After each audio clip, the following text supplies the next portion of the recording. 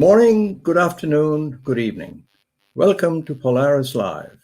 This is your host, Sarwar Kashmeri, welcoming my viewers from around the world to this edition of Polaris-Live, which is a broadcast of conversations between world-renowned experts on the US-China relationship, perhaps the most consequential issue of our time. This program is brought to you in conjunction with the Foreign Policy Association. We have two guests today on my program. They're amongst the most knowledgeable and experienced market, banking, and investment people around. And I'm about to introduce them. So we have Mr. Mark Chandler, who is Managing Director and Chief Market Strategist at Bannockburn Global Forex in New York. He is a political economist, author, and professor with over 20 years of experience covering global capital markets. Also with us today is Mr. George Magnus. He is a UK-based research associate at the China Center, Oxford University, and at the School of Oriental and African Studies in London. He was previously the chief economist at UBS Investment Bank. Both our guests are prolific writers with numerous articles in the world's leading media. Magnus's most recent book is Red Flag: Why Xi's China is in Jeopardy. And Mr. Chandler's is The Political Economy of Tomorrow. And so please join me in welcoming Mr. Mark Chandler and Mr. George Magnus. Good morning to you. Wherever you are. I understand, George, you're in greenery and outside Bath in London. Sounds fantastic. Well, it's as lockdowns go, it's good. And George Magnus, you're outside Wall Street, probably looking down an empty street. Are you? I'm actually in a suburb of Manhattan in New Jersey as I stay sheltered during this COVID pandemic.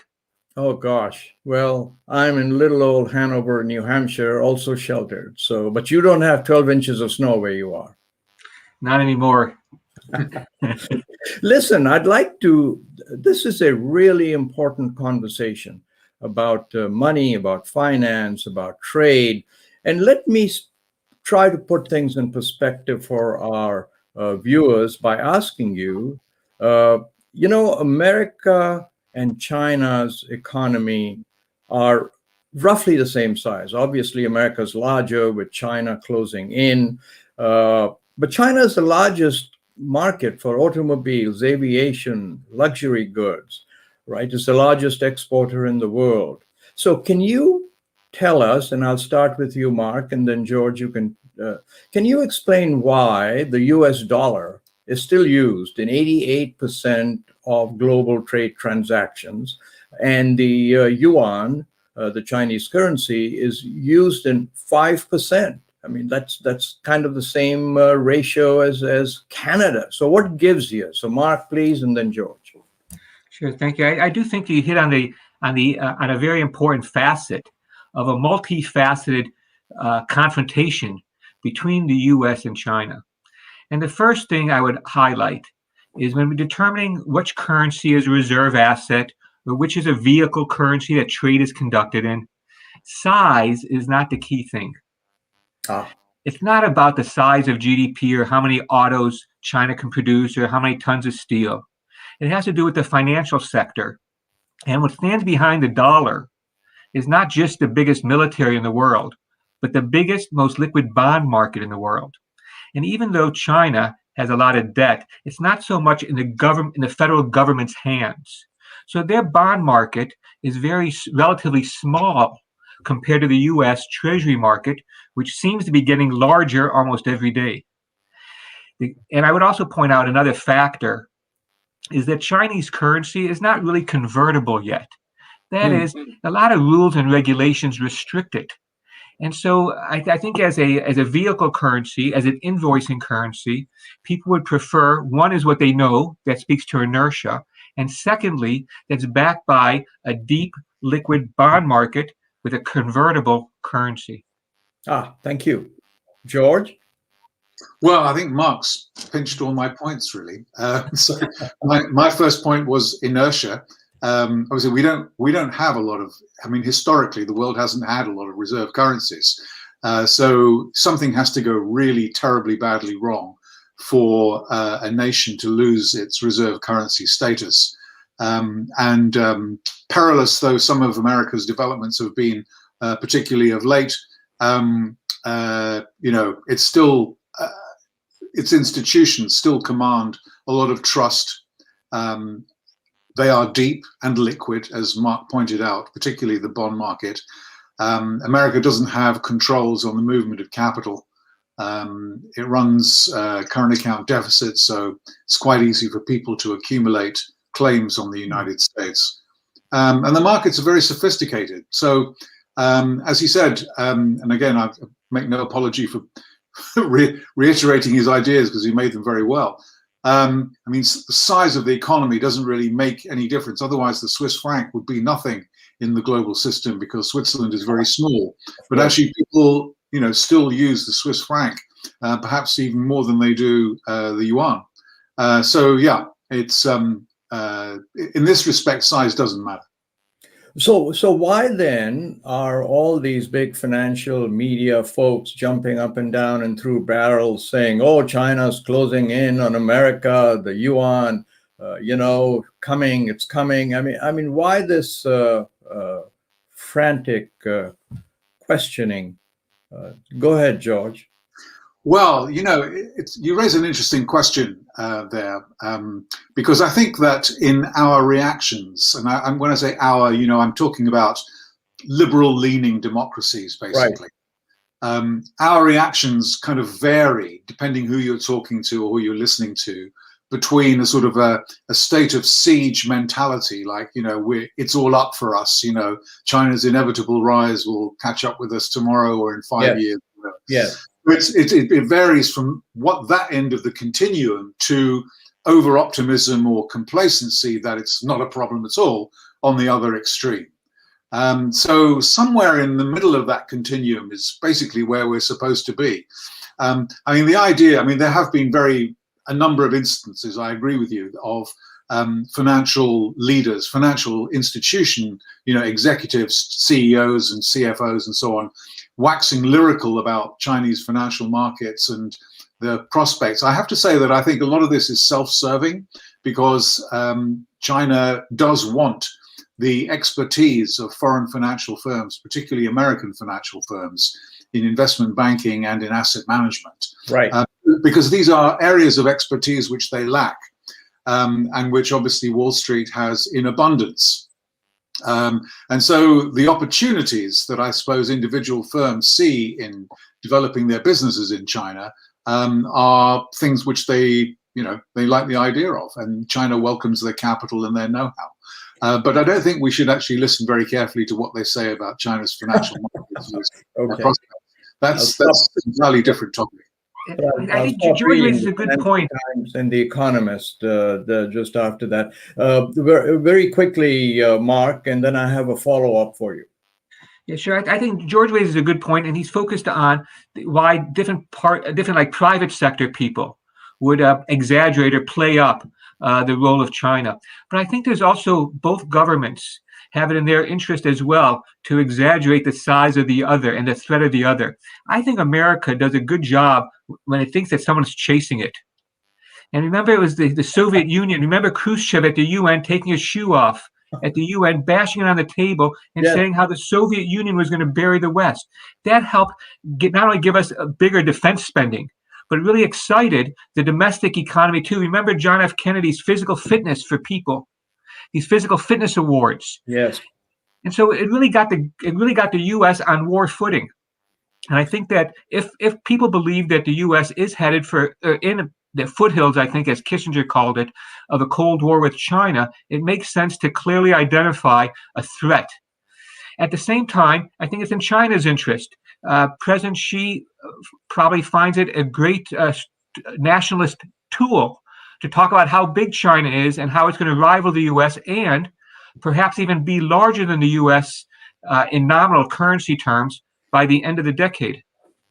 So this seems an appropriate time for me to ask both of you. Ray Dalio, the founder and CEO of the biggest hedge fund in the world, right, always says that, listen, what's happening here has happened before in history, right? The Dutch were the trading country in the world. Everyone invested in Amsterdam, and then the Brits came along, the pound sterling, everyone invested in London after the Second World War. Up came the Americans, and so now history is just going to where it's been all throughout recorded history, excepting for the 150 years or so when China was colonized. So is this an unstoppable historical wave that is coming upon us? So Mark, you start. And I'm sorry, George, you start, and then I'll let Mark go. Yeah, well, Ray Dalio is a very successful investor and hedge fund proprietor. But I don't think that necessarily means that he's kind of seen the light or the future when it comes to what's going on. And I think that I don't think anything is predetermined or preordained, to be honest. We should be very circumspect about kind of exaggerating the weaknesses of the United States and the liberal-leaning democracies, as I call them, which are going through a terrible. We've been bookended by three, existential crises. We had a financial crisis just over a decade ago. We had a pandemic which basically kind of ran riot in our societies last year, and which we were not that great in managing, to be fair. And obviously in the middle of these has been the eruption of China, which obviously can make hay because its authoritarian system has been able to manage the pandemic in ways which we would find difficult or unacceptable. But we could talk about this for a long time, which we obviously don't have time to do here. But actually my view about this is that the authoritarian and controlling nature of Xi Jinping's China, I want to talk specifically about the Communist Party, not about China as a country. But the authoritarian controlling nature of Xi Jinping's China, which was so successful in a way, but relatively speaking, in controlling the pandemic, right, is precisely, it's a bit of kind of jujitsu. It's precisely the phenomenon that is likely, I should say, to make a lot of China's lofty goals or the narrative that it would like us to talk about unrealizable for lots and lots of different reasons. But I think in this respect, Mr. Dalio's reading of history is not something that you can solve by a spreadsheet. Okay. And Mark, you agree with that? Yeah, I agree that a lot of people, Wall Street as well as academics, often use some kind of linear projection into the future. And I don't think that's very helpful with these kinds of matters, but there's lots of inflection points. I'd maybe go one step further and maybe suggest that for what President Trump was in the United States, that is to say, the U.S. was on a path embracing the multilateral institutions that the U.S. helped create. Right. And Trump took us off that path. And I would suggest that China was on a path that after 15 years of negotiations led to them joining the WTO, the World Trade Organization. Right. And somewhere around the time that President Xi was elected, and most importantly, when he changed, got rid of the term limits, it seemed to confirm that China, that what Trump did to the U.S., President Xi has done to China, and that is take it off of its path that it was previously on. And so I think that for many of us who look at China from abroad are worried about whether China will get old before it gets rich. Okay. And that is to say, it's having a demographic crisis is just around the corner for it. And it's been very slow. Wherever modernization has taken place rapidly, it's really ruined the environment. It's possible that before China gets old or rich, it gets sick. And so I think that China, like the U.S., like other countries, have a lot of challenges in front of it. And I wouldn't want to project as if these last 10 years are going to be what the next 50 years are like. Okay. let me tangent out of that a bit and talk about, again, something that's been in the financial media and also the general media, is this rise of the so-called electronic yuan, the digital currency. And again, this is posed in terms of China's a leader in this. They will unveil it at the Olympic Games next year. And here's another way that the West is behind, especially America's behind. And as soon as people carry the currency in their wallets, then, things will very rapidly change. And again, the comparison seems to be US dollar to the yuan. So I want to ask if there's any way, and Mark, I'll give you a chance to do this, and then we can discuss whether this is, whether the digital currency is really a game changer. But Mark, can you explain quickly to those who are watching who are not technically inclined, what in heck is a digital currency and an e-yuan? I thought credit cards kind of did all that, but obviously not. So please. Yeah, I would take it as like an evolution in money, gone from, like, say, seashells and salt to coins like gold and silver to paper money. And now one more step would be a digital form. And I'd say that what people might have heard about, like Bitcoins and the cryptocurrencies, these are privately minted, private and decentralized forms. Right. What China is talking about, what China is actually implementing and already experimenting and giving it out, is a different form of money. That is still the RMB, it's still the Chinese currency, but rather than have it in that you can touch, that you can hold, that you can put in your pocket, it would go in a file on your computer that they call a wallet. And I think that there's from China's point of view, from the officials' point of view, I think it has a lot of things to recommend it. First, China is already moving away from cash. There's been Alipay, WeChat that have really helped foster this idea among consumers. They don't need to carry around money in their pocket as long as they have their cell phone. Secondly, I'd say that what it also does for China, imagine if you can have a record of all financial transactions. This increases what we call the C3, command, control, communications. It would give the CCP, the Chinese Communist Party, or the government officials, it's hard always to tell them apart, more control, visibility over what people are doing. This would get rid of graft. It would get rid of a lot of tax avoidance. So it would give the Communist Party and the government more control. And thirdly, I think that there's another important thing about these about the digital currency from a central bank. In China, like in the United States, there's a lot of people who are not banked, who don't get a paycheck, that don't take it to a bank, that don't have a checking account. How can they be incorporated in the economy? The digital currency from a central bank, like in China, as long as people have a cell phone and the right app, they can be essentially banked. And so I think all three of these characteristics are behind the China's development. So, George, take it from there. It sounds like it could be a very good thing for countries. They can stop terrorists laundering money. They can, all of smuggling, all of that, and it makes it easier to carry. What do you think? And I'd particularly also like if you can connect this to the economic security of a country, and tell us what you think. Yeah, I mean, I don't have too much to add to what Mark actually laid out very succinctly. It's important to remember this is not the e-yuan or other digital currencies that are produced and supplied by central banks, which will happen in the future. These are not currencies that have arisen in the private sector. These are not currencies which have arisen for libertarian reasons. These are not currencies which have arisen because people want to decentralize the kind of ownership and use of money away from central banks or from a monopoly supplier.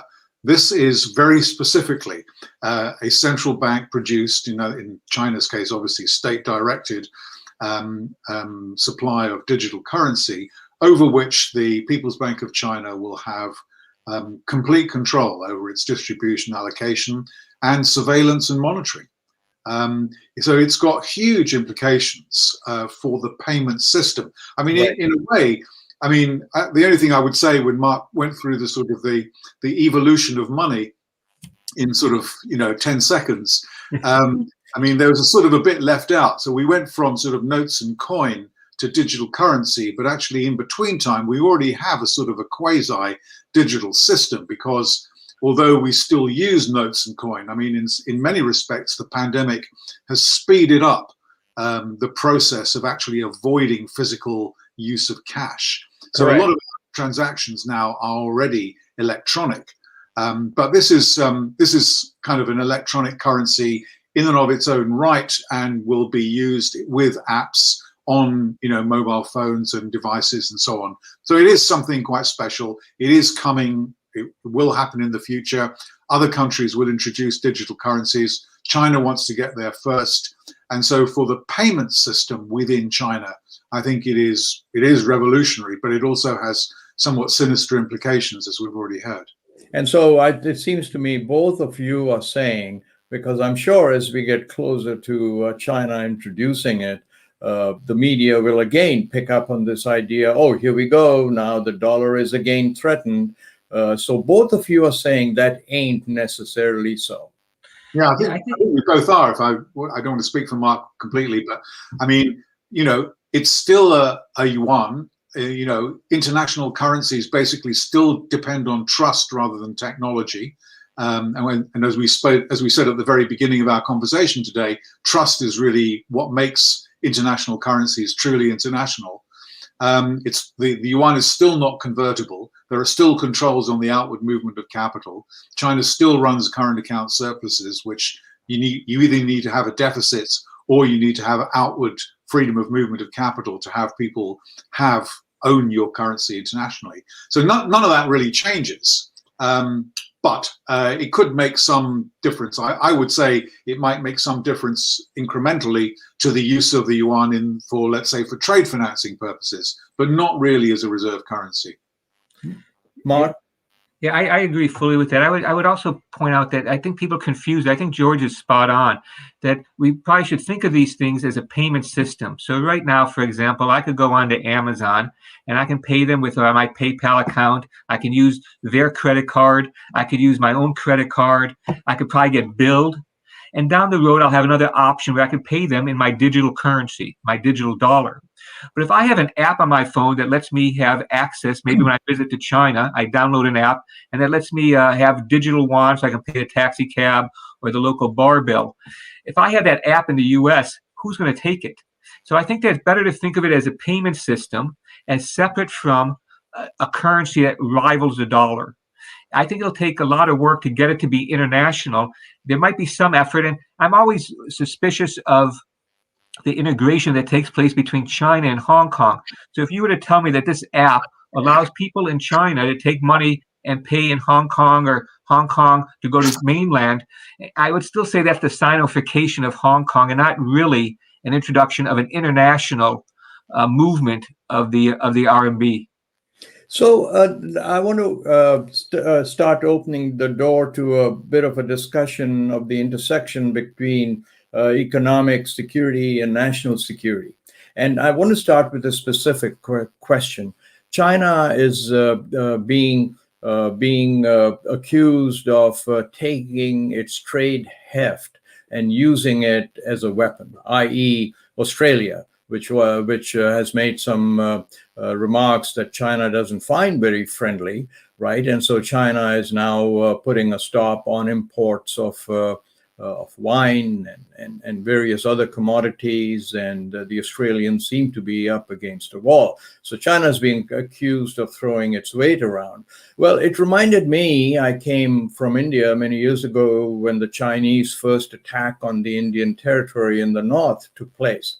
Right, and then America and India applied to America for some help and was told, hey, listen, you are part of this non-aligned, you're either with America or you're not, and wheat shipment, when there was need for it, was not sent. So my point is that countries, as they grow, as they become more powerful, always use their heft to become more influential and to teach other countries a lesson.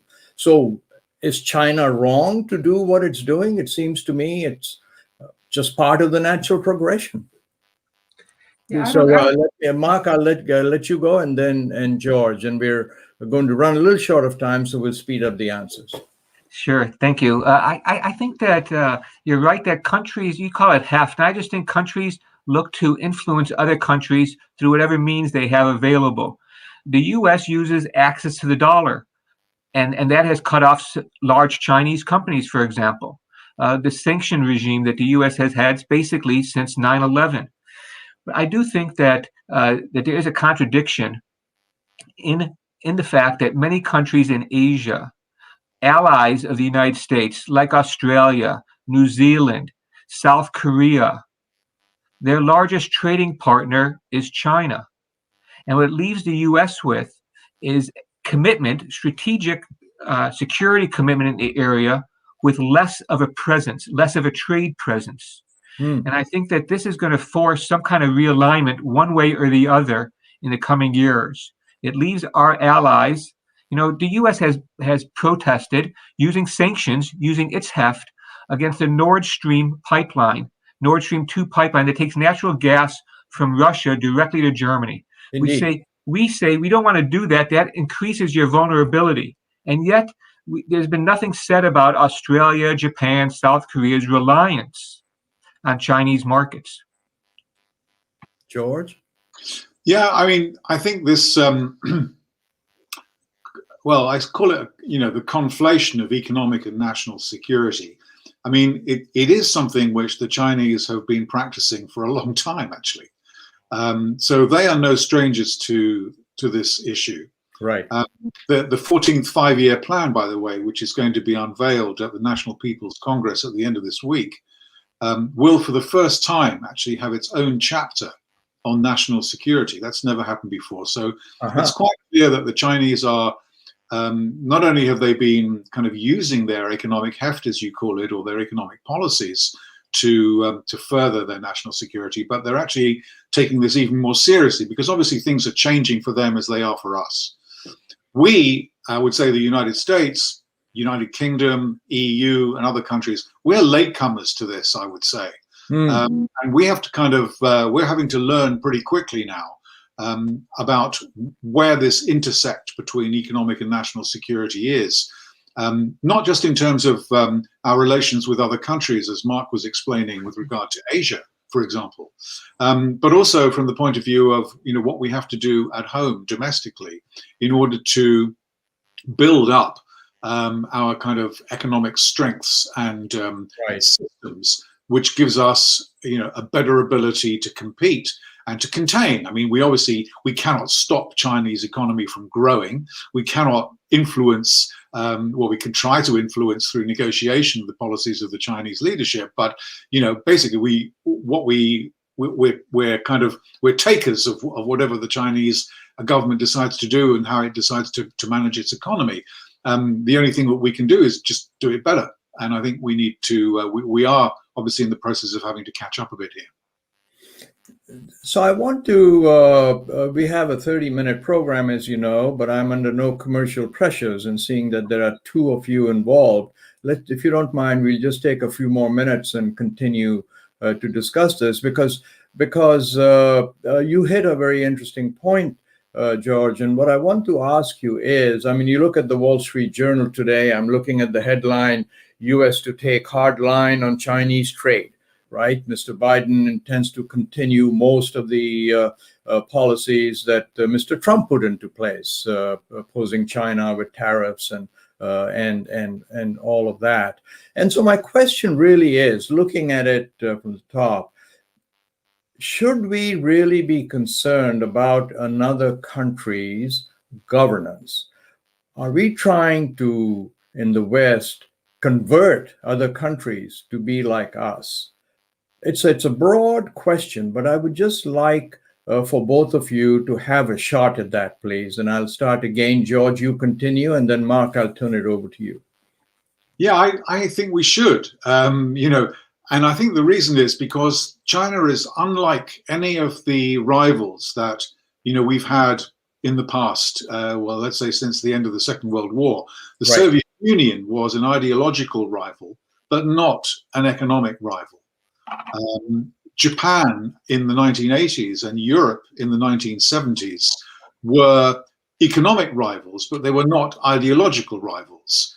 In fact, the American thinker Edward Luttwak wrote about the European trade threat to the United States at the time, calling it the logic of conflict in the grammar of commerce. Well, if you fast forward to 2021, I mean, you could blow that expression up. And I mean, when I say blow it up, I mean like inflate it, because actually it's real resonance today.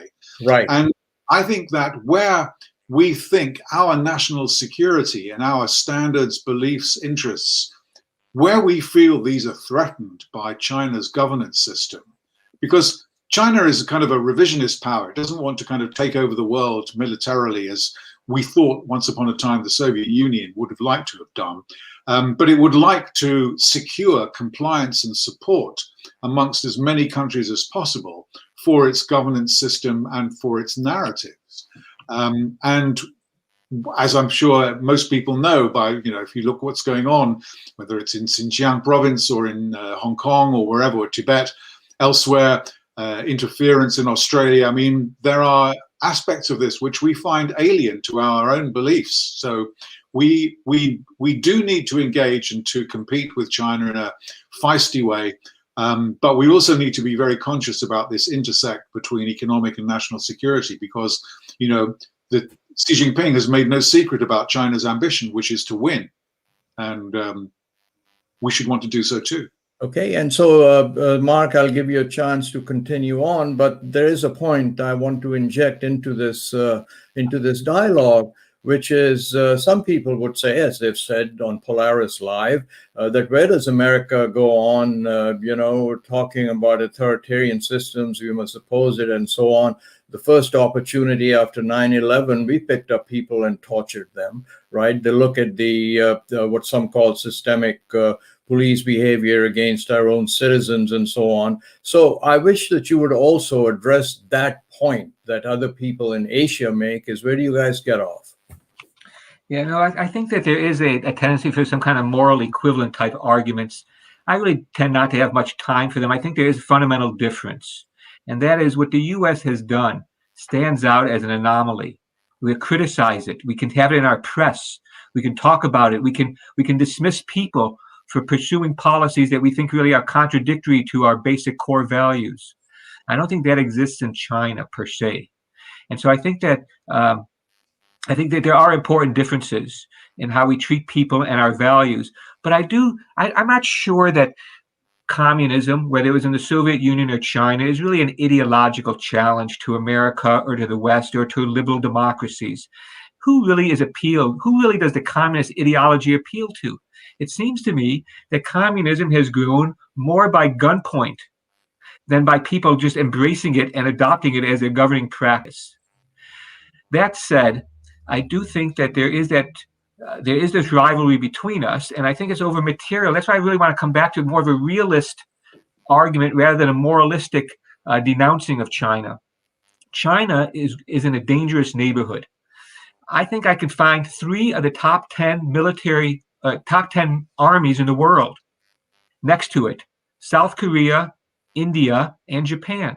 The U.S. has nothing like that anywhere close. And I think that before China can be a world hegemon, it's got to be a hegemon in its own neighborhood. And I think it struggles to even do that. And I think what we forget about often is that China, despite its size, is really a poor country. The U.S. GDP per capita, right? That's everything the U.S. produces, you know, adjusted for how many people we have, is about $60,000 to $65,000 a year. China's is about $10,000. And so, of course, at this stage in China's development, its rapid industrialization, it has very large ambitions, and it thinks it's easy, perhaps, to convert its economic power into political influence. And I think the U.S.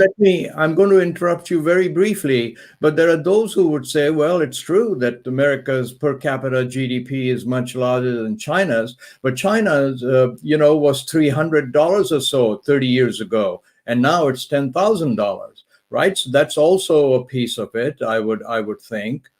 Yes, I think that you're right, that there is this rapid catch-up phase basically from beginning in the late 70s. Rather than the 1949 revolution, it really doesn't China doesn't take off economically till Deng Xiaoping's reforms, late 70s, and even then, it's taken a while to get going. So I do think, of course, China is rapidly growing. It's perhaps India is a faster growing economy in the near term than China, but I think that the strategic sort of interface between national security and economics is important. But I think that it was really in the U.S., I think, that began putting steel and putting tariffs on aluminum and steel on Canadian, European, Japanese product. And so I think that, and we cited national security grounds, and so far, the Biden administration has not lifted those. And so I think that we're in an era in which national security is used for lots of different things. The French cited food security for turning down a merger and acquisition in their grocery store chains. I think that national security is going to be replacing economic efficiency as this catch-all category that's used to defend whatever policies one wants. Okay, so let me, as we run into the closing minutes of our wonderful conversation, let me ask you both. China and America are, if I may use the word again, the two superpowers today, right? Is there, or are there, one or two areas, top level areas, that they can both start a project or two projects where they can work together for bettering themselves and the world, and hopefully thaw this daggers drawn relationship which seems to exist right now between the two? And I was thinking of something like, why don't they both get together and smash COVID and regenerate the global economy? It'll do everybody so much good.